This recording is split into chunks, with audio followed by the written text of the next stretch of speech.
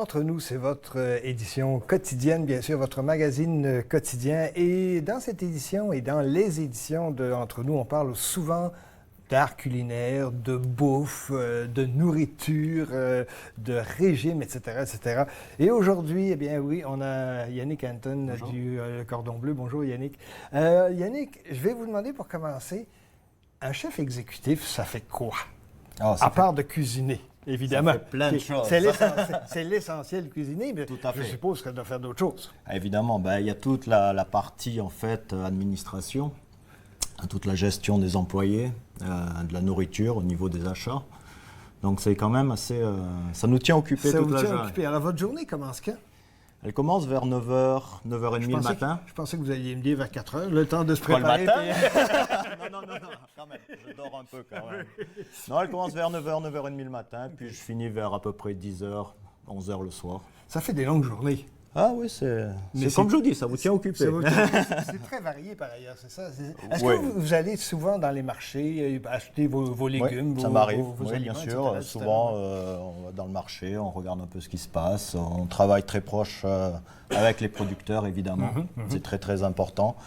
Surtout Ottawa, les dernières années, a développé vraiment de très bons produits au niveau légumes, même au niveau viande, tout ça. Donc, on essaye vraiment de favoriser vraiment le partnership avec nos fournisseurs. Fournisseurs, effectivement. Je vous amène sur un domaine qui, vous me disiez avant qu'on rentre en onde, ça n'a jamais été éclairci. On va tenter d'éclaircir quelque chose. Vous me voyez venir, évidemment. Oui. Alors, restaurant, signature restaurant Cordon Bleu. Comment ça se démêle tout ça? Moi, je connais le Cordon Bleu. Oui. Donc, en fait, le Cordon Bleu est à peu près 60 écoles dans le monde. OK. Donc, très, très grosse entreprise. Et il y a 3 restaurants, seulement 3 écoles ont un restaurant. Donc, Ottawa, il y a le Pérou et ils en ont un en Thaïlande, si je me souviens bien. Donc, en fait, c'est un peu une différente compagnie gérée par M. Cointreau, notre président.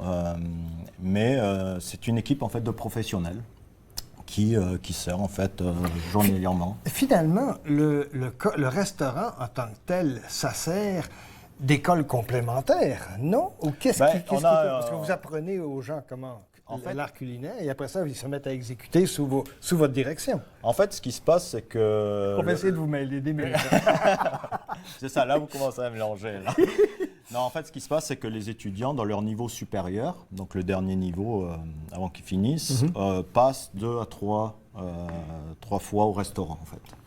Où ils voient un peu comment ça se passe dans la vie réelle. C'est ça. Dans la vie réelle. Parce que, bon, les classes, c'est les classes, mais après, dans la vie réelle, on fait les choses un peu différemment, où il y a une différente logistique, je dirais. Je comprends, effectivement. Donc, on leur montre un peu, vite fait, vraiment une approche. Je leur explique vraiment qu'est-ce qui se passe dans le métier, comment organiser un service au niveau des clients, tout ça. Donc, ça leur donne un petit plus à la fin de leur examen. Ouais. C'est ça, exactement, tout à fait. Aujourd'hui, eh bien, vous avez préparé une terrine de sanglier. Oui, alors... Ça, c'est vraiment un peu particulier. Terrine de foie gras, je comprends. C'est des trucs assez courants. Le foie gras est un peu controversé en ce moment, donc on ne va pas aller là-dedans. Mais le sanglier, il ne l'est pas. Le sanglier, ça va pour l'instant. Pour l'instant, ça va. C'est un cochon sauvage, tout va bien. Voilà, effectivement. Difficile à faire ou comment ça se prépare? Non, en fait, je vais vous donner un petit secret. En fait, quand vous faites une terrine, en fait, un peu avec ce que vous voulez, il faut toujours mettre à peu près 30% de gras. C'est ce qui va rendre en fait votre terrine assez moelleuse à la fin. Donc ça, c'est vraiment des proportions génériques. Là. En gros, si vous ne voulez pas vous tromper, 30% de gras par rapport à votre quantité de viande, en fait, ça va vous donner en fait une terrine assez moelleuse. Assez moelleuse. Après, pour l'assaisonnement, toujours aux alentours de 15 grammes de sel par kilo et 3 grammes de poivre. Donc ça, c'est vraiment du générique. Ça va vous donner quand même un très, très bon résultat. Et le mode de cuisson est lent pendant longtemps. Oui, donc celle-là, ouais, c'est ça. Celle-là, je la cuis à peu près à 250-270 Fahrenheit pendant à peu près 2 heures. C'est ce que je disais. Donc, il faut qu'elle atteigne à cœur à peu près 70 degrés Celsius. 70 à 80 degrés Celsius. Et quelle est la particularité de cette terrine-ci par rapport aux autres terrines? Est-ce qu'il y a quelque chose de particulier que vous avez ajouté ou que vous allez ajouter? Ah ben là, en fait, pourquoi je voulais faire ça, c'est parce que c'est quelque chose que les gens peuvent recréer, on va dire, à la maison. Vous pouvez acheter une terrine, en fait. Et puis, c'est juste une question, en fait, comment on peut présenter vraiment une terrine, très simplement. Et ça rend vraiment un aspect vraiment intéressant dans une assiette. Donc, cette terrine, moi, je l'assaisonne avec du kirsch, en fait, un peu de genièvre, quelques épices, 5 épices. Et puis, donc, on fait mariner la viande pendant une journée. Puis après, bon, on la cuit. Ce qui est surprenant, et vous me rappelez également ce que ma mère faisait, quand on sort la terrine, qu'on la mette au grand air et qu'on la rend accessible, il y a toujours un parfum particulier qui se dégage. C'est irrésistible comme parfum, ça. Ah non, ben parce que vous avez la caramélisation en fait de la viande, des graisses, parce que c'est quand même une cuisson qui est quand même assez longue. Donc vous avez vraiment cette odeur de caramélisation de la viande, du gras, et c'est ça du qui gras chercher, qui hein, font. ça, Ah oui, mais ça c'est en fait des techniques, des vieilles techniques qui vraiment font chaud au cœur quand vous les mangez. Vous savez, on ne parle pas de moléculaire, même si c'est moléculaire un peu là, un peu, oui. C'est vraiment traditionnel. Puis les gens reviennent à cette cuisine un peu traditionnelle, vraiment avec des goûts, des saveurs franches.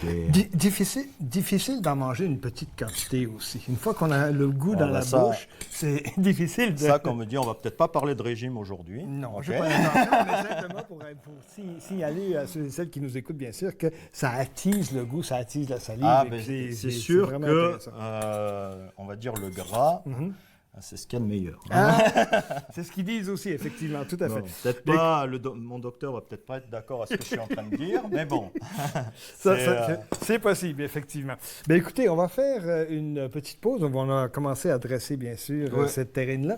On va faire une première petite pause, si vous voulez, Yannick. Et puis, mesdames, messieurs, je vous signale que, oui, l'émotion de la terrine, que vous regardez entre nous exclusivement à TV Rogers.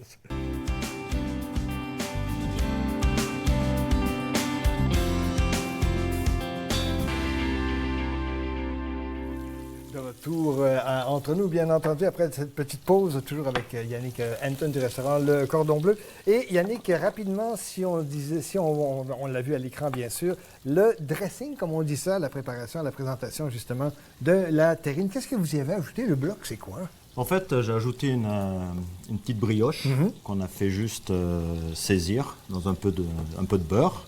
Et aussi, j'ai ajouté des craquelins de pieds de veau. Des craquelins de pieds de veau, tiens, intéressant ça. En fait, on fait un bouillon de pieds de veau pour certaines de nos préparations et on garde en fait toute la chair du pied de veau, la gélatine, les tendons que nous faisons presser et après sécher, couper très fin et frit. Donc ça fait un peu un croustillant sympa et ça nous permet d'utiliser un peu toutes les parties différemment. Effectivement. Est-ce qu'on pas de perte. Question non subtile, est-ce qu'on pourrait remplacer ça par du bacon aussi, par exemple, ou pas? Peut-être pas du bacon, mais on peut le faire avec les pieds de porc, où il y a qu'on appelle ça les oreilles de Christ au Québec. Les oreilles de Christ, voilà, oui, c'est qui est avec le gras, en fait. Donc c'est un peu le même, on va dire le même principe, le même concept. Et là, vous nous amenez, deuxième partie, qu'est-ce que vous faites exactement? Donc là, en fait, j'ai un morceau de thon blanc, albacore, donc un thon canadien de l'Ouest. Et je vais vous faire avec un peu, on va dire une influence un peu provençale en fait, avec des mini poivrons multicolores, un peu d'ail, échalote, un peu de tomate. Et en fait, ce que nous faisons, c'est le menu, comme je dis, cette semaine au restaurant. Nous y ajoutons un coulis de tomates rôties, en fait, qui va nous servir en fait pour glacer les légumes. Et de deux, ça va nous servir aussi de sauce, en fait. Ouais. Là, j'ai mon thon. Donc, le thon, très important. Personnellement, je le conseille médium saignant maximum. C'était ma question. Je vous voyais venir, là. C'est pour ça que je vous ai devancé, là. Pourquoi le cuiton médium, comme vous dites à ce moment-là? Est-ce qu'il y a une raison particulière ou c'est simplement une question de goût? Parce que, bon, on sait évidemment qu'un poisson trop cuit, c'est très sec, c'est pas très, très agréable en bouche. Non. Mais Parce à que l'autre extrême non plus. le thon, en fait, devient vraiment... le thon est une viande très protéique, donc pas trop de glucides. Le problème, c'est que ça devient très, très sec. Et là, c'est vraiment pas agréable à le manger. À le manger, alors. C'est pour ça qu'en fait, le thon, là, on le laisse peut-être 1 à 2 minutes sur chaque côté, tout tranquillement, et il reste vraiment saignant à l'intérieur. Ça, comme ça, vous allez avoir une texture qui est vraiment agréable en bouche quand vous le mangez. J'ai ouï dire que c'était un peu la même technique aussi pour le saumon, que ce soit le bien saumon sûr. de l'Atlantique ou le saumon du Pacifique, peu Bien importe. sûr. C'est un principe qu'il faut tenter de conserver le plus possible dans la cuisson des poissons. C'est toujours mieux gras, de le disons. garder un peu médium saignant. Ça, c'est certain pour vraiment la texture que vous avez en bouche quand vous le mangez, très moelleux.